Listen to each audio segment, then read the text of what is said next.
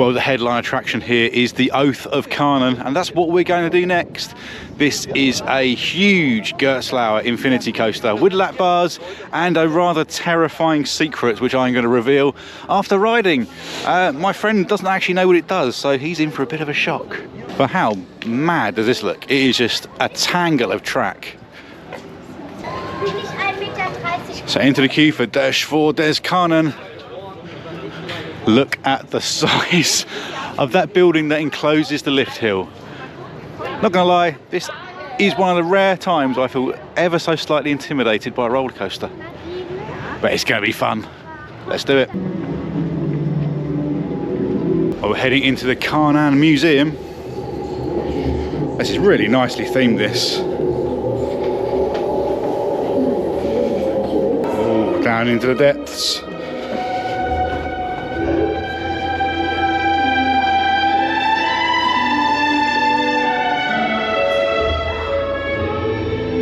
Des Baumeisters sein.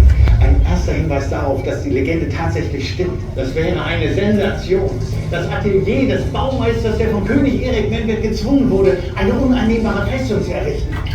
Dort, die Zahnräder unter der Decke. Es scheint, als würden sich hier weitere Mechanismen in diesen Räumen verbergen. Die Gänge und Räume sind einsturzgefährdet. Wir sollten unsere Ausrüstung hier zurücklassen. Taschen und Rucksäcke mitzunehmen wäre viel zu gefährlich. Hier im Regal ist bestimmt noch Platz. Oh, ein Geheimfach.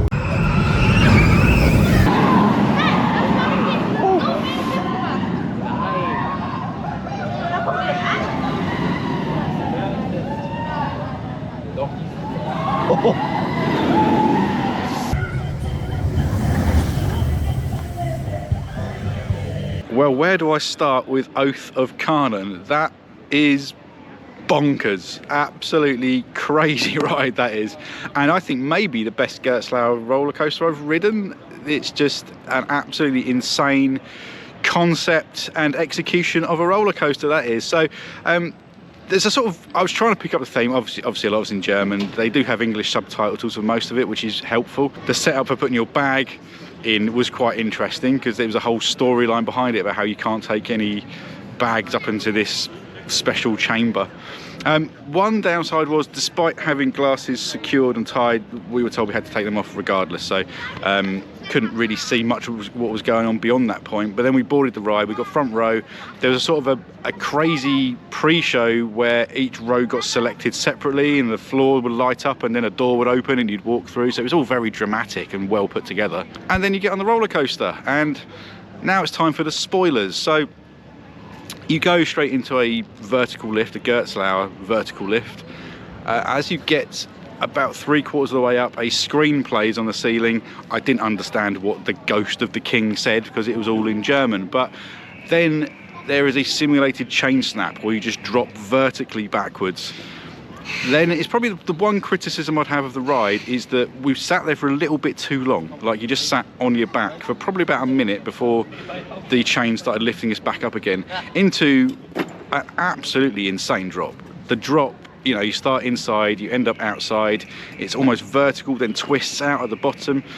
Really cool. And then just that series of elements that you see outside there.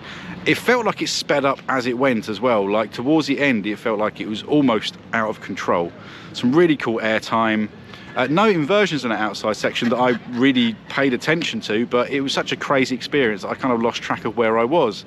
Then you hit the brake run, you think it's over, and you have a little inline twist indoors to finish you off. So that's crazy. I need more rides to really process exactly what just happened, but yeah, absolute madness and really impressed.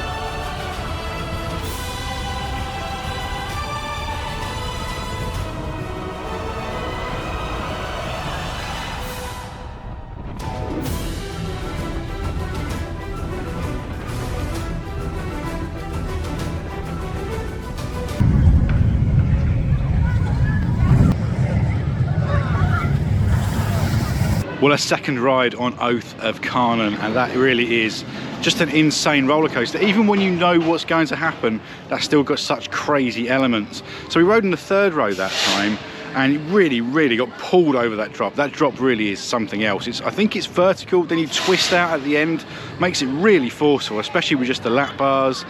The actual course itself is really good with some really interesting elements. Definitely shuffled around a bit more towards the back of the train, did notice that, but would lap bars make that a lot more easy to deal with though? Like, and imagine if that had the Smiler trains with the over-the-shoulder restraints, it wouldn't be anywhere near as good. But that's just a lesson for Alton Towers. Put these trains on Smiler and you get yourself a much better roller coaster. And heading in for round 3.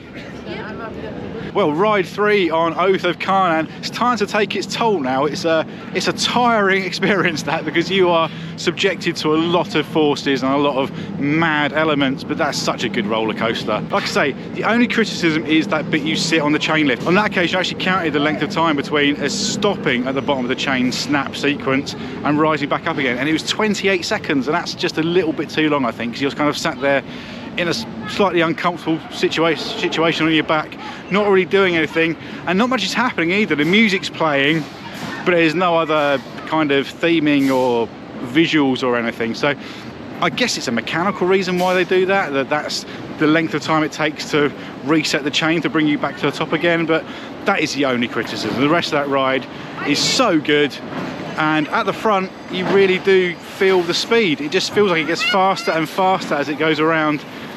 That's a really good roller coaster. Come out to Hansa Park and ride Oath of Karnan. Waffle time. We're going to finish our day off with a bit more Karnan, because that is the #1 coaster here. Well, here I am in a teepee, because they just have these here at Hansa Park as well. Just had our 4th ride and probably final ride on Oath of Karnan. That's such a good roller coaster, and I think it's delivered every time we've ridden it. They really build up the atmosphere well in the queue line. It's very dark, moody, has the kind of the smell pods and that thing going on, as well as you get into the main kind of show building. Also really atmospheric. You've got the sounds of cogs turning and all that sort of stuff. So I think they put it together really well. Even how they sell the baggage policy and the loose article policy to you is all tied in with the storyline itself. So little things like that are always appreciated, and they've got an absolute monster of a roller coaster here.